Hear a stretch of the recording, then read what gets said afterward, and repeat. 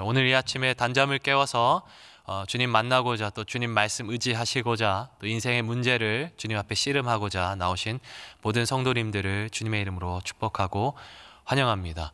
오늘도 매일 성경의 본문을 따라서 나사렛에서 선포된 하나님 나라라는 제목으로 말씀을 나누고자 합니다.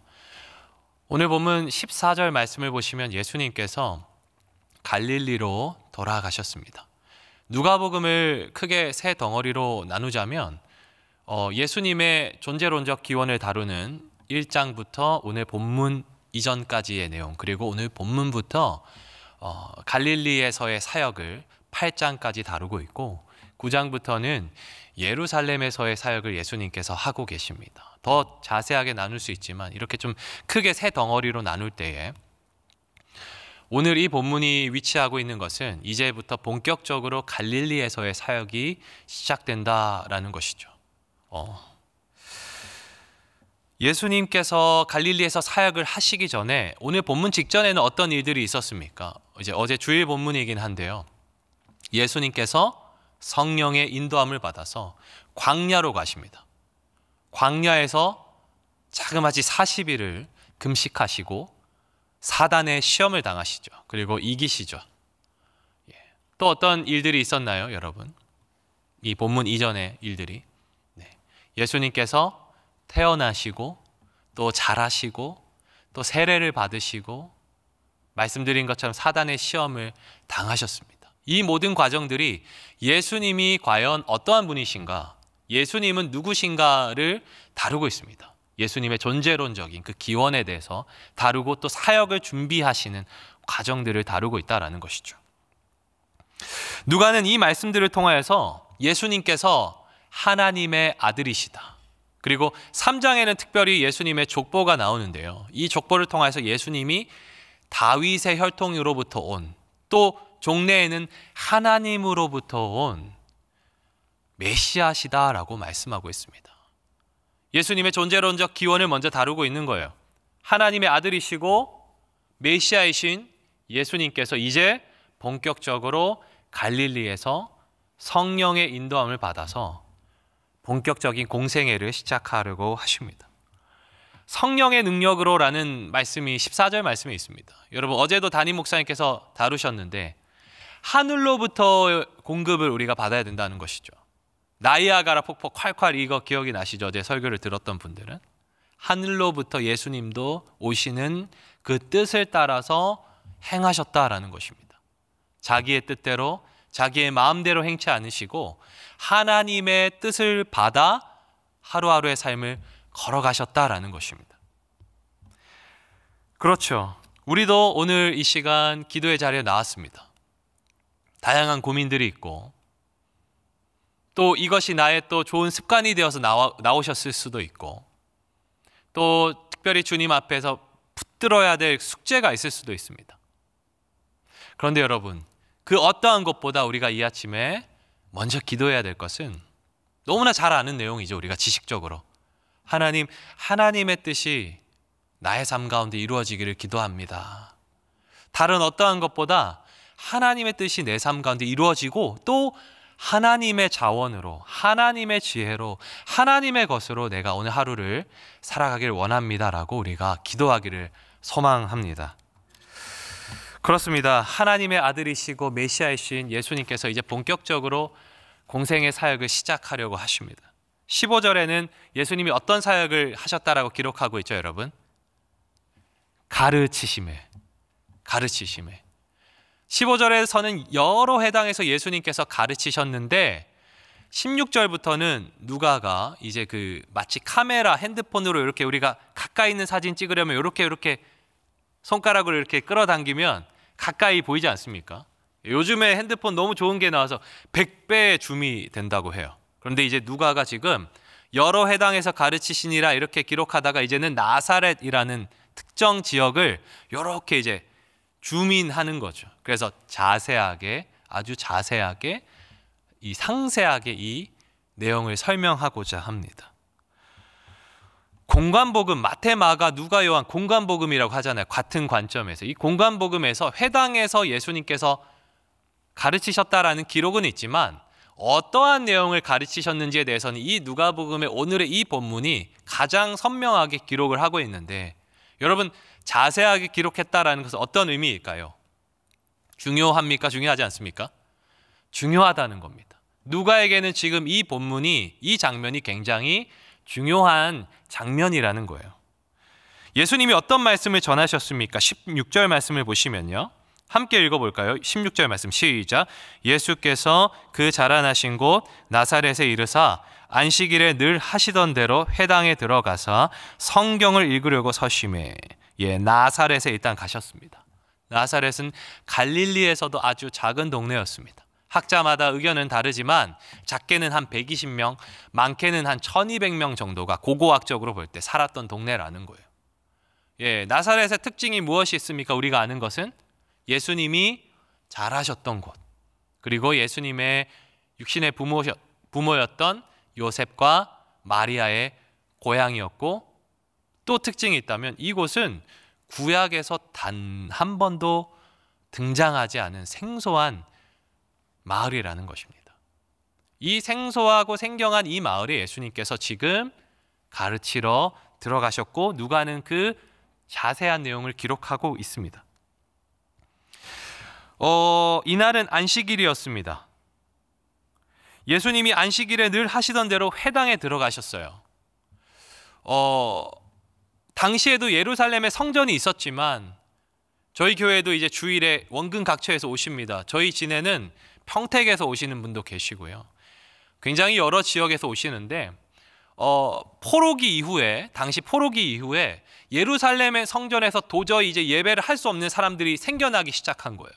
너무너무 흩어져 버리니까. 그래서 이제는 유대 땅에 살아가는 사람들만이라도 1년에 단 한 번만이라도 6월절만이라도 우리가 예루살렘 성전에 올라가자라고 그렇게 생각했고, 평소에는 각 지역에 흩어져 있을 때 회당이라는 곳에서 모였습니다. 이 회당은 유대인 남자 10명이 13세 이상의 남자 10명이 있으면 만들 수 있었던 공동체예요. 왜 10명이냐 했더니 유대인들은 10명의 남자가 있으면 하나님께서 그곳에 임재하셨다라고 믿었습니다. 그렇기 때문에 이 회당에서 그들이 모였고, 회당에는 성경을 필사한 두루마리들이 보관이 되어 있었습니다. 그러니까 회당은 그 당시에 종교의 중심지이기도 하고, 그 마을에 또 교육의 중심지이기도 하고, 모든 활동의 중심지라는 거예요. 예수님은 나사렛에서 나고 베들레헴에서 나셨지만 나사렛에서 자라셨습니다. 그러니까 이 회당이 굉장히 익숙한 곳인 것입니다. 이 삼일교회도 아주 어린 나이 때부터 삼일교회를 출석하셔서 지금 노년에 이르신 분들이 있는 것을 제가 알아요. 예수님도 나사렛이 굉장히 익숙한 곳이라는 것입니다. 그 나사렛 회당에 예수님께서 들어가셔서 안식일입니다. 말씀을 전하러 들어가셨습니다. 예수님께서 말씀을 읽으려고 하시는데, 회당에서는 당시 예배를 어떤 식으로 드렸냐면 먼저 기도를 합니다. 그리고 율법을 낭독합니다. 율법서를 낭독해요. 그리고 나서 선지서, 예언서를 낭독합니다. 그리고 나서 이것에 대한 풀이를 하는데 누구라도 풀이에 참여할 수 있었다고 해요. 그러니까 이 말씀에 대해서 누구라도 아는 사람이라면 풀이에 참여할 수 있었고, 또 방문객들은 누구라도 말씀을 낭독할 수 있었다라는 겁니다. 굉장히 열려 있었죠. 그곳에 예수님께서 말씀을 전하고 계십니다. 17절 말씀을 보시면 이렇게 표현을 하고 있어요. 선지자 이사야의 글을 들이거늘 책을 펴서 이렇게 기록된 데를 찾으시니, 예수님께서 회당에서 누군가가 건넨 성경 필사된 두루마리를 받으셨는데, 이사야서를 받으셨는데 그 중에서 찾으시니라는 표현이 있습니다. 예수님께서 찾으셨어요. 이 말의 그 원문을 보면 능동태로 쓰였는데, 능동태가 무엇입니까? 직접 하셨다라는 거죠. 그러니까는 그 사람이 줬는데 마침 이 말씀이 펼쳐져 있어서 이것을 읽은 게 아니라는 거예요. 예수님께서 주신 그 두루마리 안에서 말씀을 찾으셨는데, 여러분, 지금은 성경에 장과 절이 있지 않습니까? 그러니까 제가 오늘 본문 누가복음 4장 14절부터입니다 하면 저희가 그 색인이 되어 있죠. 그럼 찾아서 4장을 찾아서 14절을 찾으면 됩니다. 제가 이번 주에 이제 가정 예배를 집에서 드렸는데 이제 올해 초등학교 입학하는 아이가 성경을 잘 못 찾더라고요. 이제 큰 아이는 4학년이 돼서 잘 찾는데 아빠 성경 어떻게 찾는 거야? 이렇게 묻더라고요. 그러니까 제가 가르쳐줬죠. 옆에서. 자, 여기 보면 누 적혀 있지. 누가복음이야. 그리고 2장을 찾으면 돼. 2가 있지. 그리고 여기 또 작은 숫자가 있어. 이걸 찾으면 돼. 이렇게 알려줬습니다. 그런데 예수님 시절에는 없었다라는 거예요. 장절의 구분이. 그런데 예수님께서 지금 말씀을 찾으셨다라는 것은 예수님께서 직접 이 말씀을 전하고자 하는 의지가 있으셨다라는 겁니다. 어떤 말씀을 읽으셨습니까? 18절과 19절 말씀을 읽으셨는데 우리 화면을 보시면요. 네, 예수님이 읽으셨던 말씀과 또 예수님이 찾으셨던 우리가 읽었던 이 누가복음 4장 18절과 19절 말씀과 또 예수님이 읽으셨던 이사야 61장 1, 2절 말씀이 이렇게 겹쳐놨는데 어떻습니까, 여러분? 굉장히 비슷하죠? 예수님께서 읽으셨던 말씀, 이사야서 이 말씀이라는 겁니다. 네, 여기서 보시면 가난한 자에게 복음을 전하게 하시려고 내게 기름을 부으시고 나를 보내사 포로된 자에게 자유를, 눈먼 자에게 다시 보게 함을, 눌린 자를 자유롭게 하고 19절 말씀을 보시면 주의 은혜의 해를 전파하게 하려 하심이라 이렇게 말씀하고 있습니다. 여러분, 주의 은혜의 해라는 것은 하나님의 통치와 연결이 되는데 메시지 성경에 이렇게 표현했어요. 지금은 하나님이 일하시는 해다. 이 주의 은혜의 해는 이사야가 이 말씀을 어디서 따왔냐면 레위기에서 따왔습니다. 희년을 말합니다. 희년. 여러분, 희년은 무엇입니까? 50년에 한 번씩 찾아옵니다. 안식년이 7년마다 있고 7년마다 안식년이 7번 지난 그 다음 해를 희년이라고 하는데 이 희년을 히브리어 원어로 유벨이라고 했습니다. 유벨. 우리 교회 목사님 이름과 비슷하죠? 유벨이라고 했는데 유벨의 뜻은 희년도 있지만 양의 뿔로 만든 나팔 그리고 양의 뿔이란 뜻이 있습니다. 희년이 되면 실제로 레위기 말씀을 찾아보시면 25장 말씀을 보시면 희년에 나팔을 불어요. 그럼 이 나팔 소리가 불리면 어떤 일을 합니까? 희년에는 종과 노예였던 사람들을 다시 일반인으로 돌려보내주죠. 빚을 탕감해 줍니다. 그리고 오랜 동안 경작했던 토지들이 다시 좀 땅이 힘을 얻도록 경작을 하지 않습니다. 사람들이 다 고향으로 돌아가요. 이 말씀은 어떠한 뜻입니까? 하나님과의 관계가 회복되고 이웃과의 관계가 회복되고 하나님이 만드신 세상이 회복되는 것이 바로 희년입니다. 예수님은 지금 이 이사야가 희년에 대해서 말했던 이 말씀을 따옴으로써 하나님의 나라는 이 희년과 같다라고 지금 이야기하고 있습니다. 이 희년의 이미지를 차용하셔서 하나님의 나라를 나사렛 사람들에게 지금 설명하고 계신 겁니다. 예수님이 여러분 왜 이 땅에 오셨습니까? 예수님이 왜 당시에 이 땅에 그 땅에 가셨고 우리는 왜 예수님을 믿고 있습니까? 예수님이 공생애를 사역을 하시면서 말씀을 선포하신 이유가 무엇입니까? 많은 말씀 중에 이 말씀을 선포하신 이유가 무엇입니까? 예수님의 가르침, 예수님의 선포는 이 희년의 나팔소리와 같다라는 것입니다. 예수님이 재림하실 때 여러분 우리가 찬양하지 않습니까? 어떤 때 예수님이 오신다고요? 나팔 불 때 예수님께서 재림하시죠. 예수님은 희년 회복될 이 하나님의 나라, 그 나라를 선포하시는 나팔 소리처럼 말씀을 선포하고 계십니다. 선지자처럼 내가 너희들을 자유케 할 것이다. 누가는 앞으로의 예수님의 사역을 소개하고 있는 겁니다. 이 본문을 통해서 나사렛 회당에서 구체적으로 말씀하시는 이 본문을 통하여서 앞으로 예수님이 이 땅 가운데서 어떤 일을 행하실 것인지에 대해서 하나님의 나라는 어떤 모양으로 임할 것인가에 대해서 지금 선포하고 계시다라는 겁니다. 누가 예수님을 보내셨습니까? 18절 19절을 보시면 나를 누가 보냈죠? 주의 성령이 내게 임하셨고 내게 기름을 부으셨고 나를 보내셨다라는 겁니다. 내 아버지 하나님께서 나를 이 사역을 위해서 나를 너희 가운데 보낸 거야. 그렇게 지금 선포하고 있죠. 가난한 자는 누구입니까? 육체적으로 가난한 자, 육적으로 가난한 자를 말하기도 하겠지만 관계가 끊어진 자, 소외된 자, 불쌍한 자들을 총칭하는 말입니다. 여러분, 여기서 포로된 자는 누구입니까? 사단의 족쇄에 묶여있는 자들입니다. 눈먼 자는 누구입니까? 당시 이스라엘에는 눈먼 자가 아주 흔했습니다.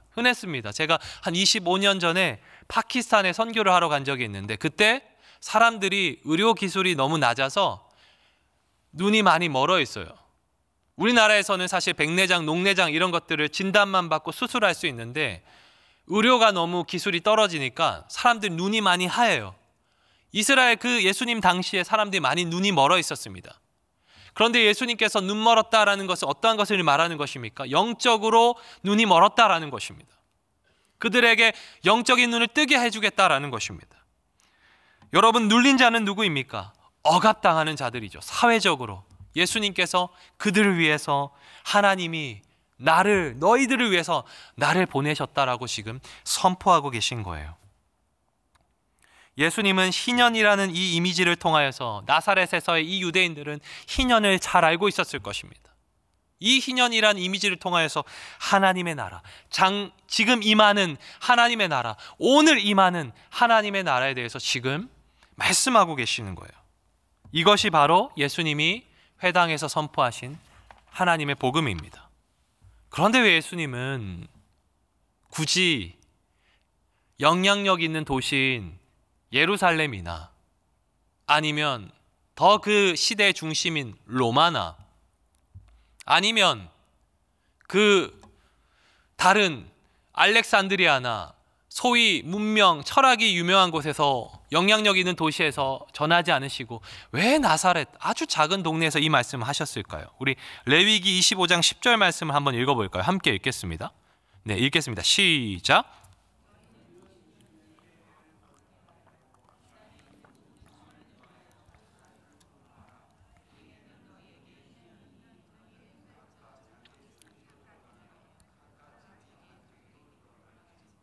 네, 희년에는 모든 사람이 자기의 소유지로 돌아갔습니다. 예수님은 부모님의 고향이자 자기가 자라난 이 나사렛에 가셔서 그 희년을 선포하십니다. 예수님은 어떠한 힘의 논리로 사역을 하지 않으시고 철저하게 하나님의 말씀에 의존해서 그 말씀을 따라서 일하고 계신 거예요. 여러분, 예수님이 선포하신 이 복음의 지향은 선교적 교회가 지향하는 지향점과 맞물려 있습니다. 이 땅 가운데 하나님의 나라가 회복되는 것, 하나님의 만드신 하나님의 모든 세상이 회복되는 것이 선교적 교회의 지향점입니다. 그리고 그 온 세상이 하나님을 예배하는 것이 선교적 교회의 최종 목표입니다. 모든 세계가 창조될 때 하나님이 계획하셨던 그 지은 바 목적대로 회복되는 것이죠. 20절 말씀을 보시면 예수님이 이제는 두루마리를 덮으시고 그것을 다시 맡은 자에게 주십니다. 처음에는 받으시고 펼치셨는데 이제는 다시 접으시고 맡기십니다. 그리고 앉으십니다. 낭독은 서서 했지만 말씀은 앉아서 전했어요. 말씀을 풀어주십니다. 사람들이 주목하기 시작합니다. 21절 말씀을 제가 읽겠습니다. 이에 예수께서 그들에게 말씀하시되 이 글이 오늘 너희에게 응하였느니라. 새 번역 성경으로 한번 보여주시겠습니까?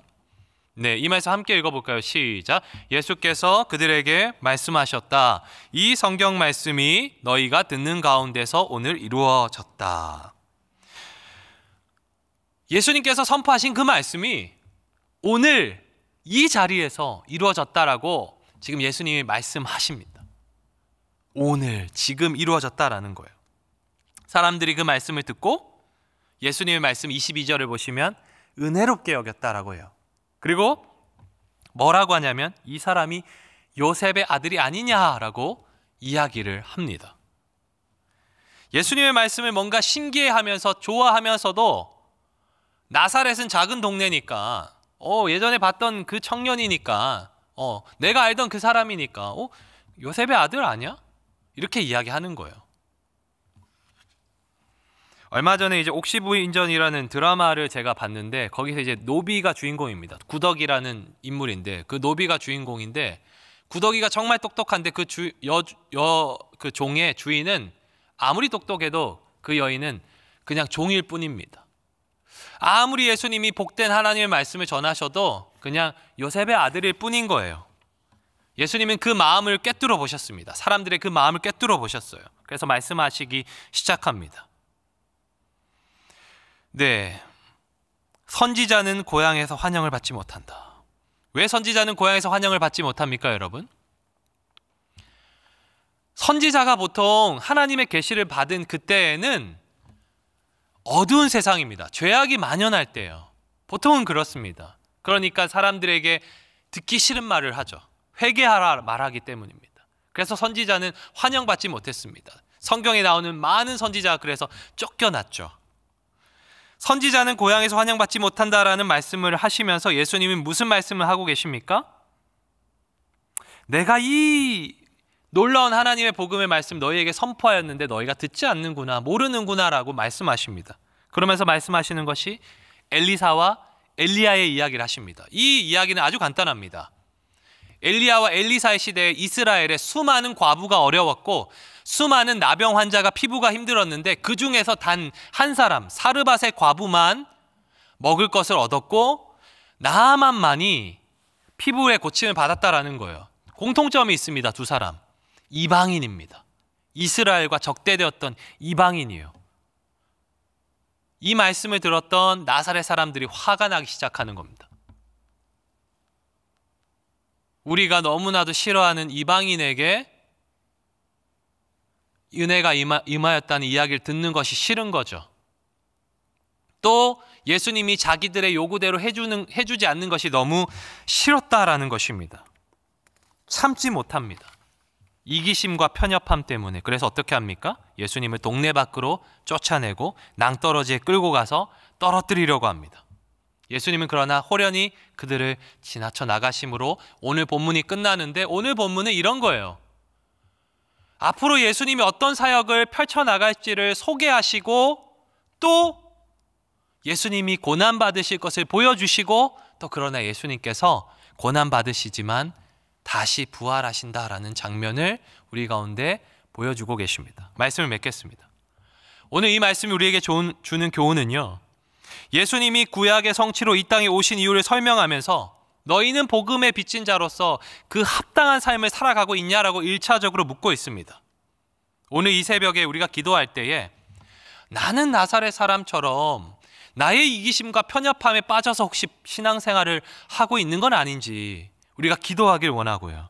아니면 나는 예수님이 이 땅에 오신 이유를 생각하며 하늘로부터 오는 하나님의 생명의 양식의 말씀을 따라 낮은 곳으로 가셨던 예수님처럼 살아가고 있는지 한번 기도 가운데 묻기를 원합니다.